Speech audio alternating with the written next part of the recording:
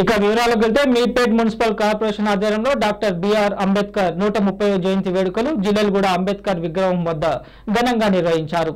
అధికారిక కార్యక్రమంగా మేయర్ శ్రీమతి దుర్గాదీప్ లాల్ చౌహాన్ ఆధ్వర్యంలో ఈ ఉత్సవాలు నిర్వహించారు.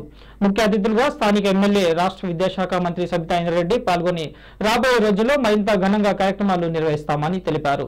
ఉత్సవ కమిటీ సభ్యులు vice chairman Madari Srinivas, TRS SC cell president Gajjala Ramachandraiah, Om Prakash, Dasari Kiran, Arjun, Jangaiah, Sahadev మరియు ఇతర దళిత సంఘ నాయకులు పెద్ద సంఖ్యలో పాల్గొన్నారు.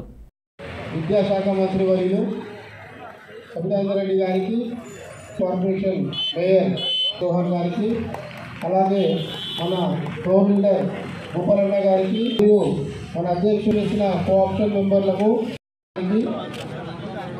మరియు పార్టీ అధ్యక్షులు సిద్ధాల బీరప్ప గారికి, పల్లె పాండు గారికి స్వాగతం పలుకుతున్నాము. బడ్జెట్లో 21,000 కోట్లు కేటాయించున్నారంటే ఆ వర్గాల పట్ల ముఖ్యమంత్రి గారి ఆలోచన ఒకసారి గమనించమని కోరుతా ఉన్నాను. ఇలా చెప్తూ పోతే చాలా కార్యక్రమాలు, ప్రత్యేకంగా ఈ మధ్య ఒక ముఖ్యమంత్రి గారు ఒక మాట మాట్లాడుతూ ఒక మాట అన్నారు కేసీఆర్ గారు, అన్నీ తీసుకొస్తూ ఉన్నాం. ఉదాహరణకి కళ్యాణ లక్ష్మి తీసుకొచ్చాం. కళ్యాణ లక్ష్మికి సంబంధించి ఈరోజు 1,45,000 మందికి కళ్యాణ లక్ష్మి ఇస్తే దాంట్లో దళిత బిడ్డలు 1,45,000 మంది ఉన్నారు. వాళ్ళందరికీ కూడా కళ్యాణ లక్ష్మి అందిందంటే అన్ని వర్గాలకు అందుతున్నట్టు వీళ్ళకి అందింది. కానీ వీళ్ళకి సపరేట్గా ఏదో ఒకటి చేయాలని 1,000 కోట్లు సపరేట్గా బడ్జెట్లో పెట్టుకొని ఈరోజు ముఖ్యమంత్రి గారు ప్రత్యేక కార్యక్రమాలు తీసుకుపోతూ ఉన్నారు.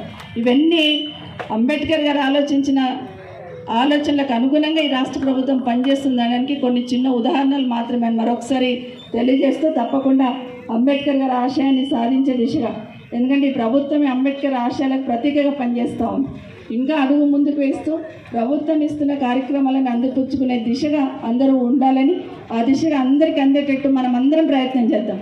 అన్నీ పక్కన పెట్టి అందరం కూడా కలిసి ప్రభుత్వం ఇస్తున్న ఈ కార్యక్రమాలు కింది స్థాయి వరకు తీసుకెళ్లే ప్రయత్నం చేసి వాళ్ళను పై తీసుకొచ్చినప్పుడే ఖచ్చితంగా అంబేద్కర్ ఆశయాన్ని సాధించినట్టు అవుతుందని కూడా మరొకసారి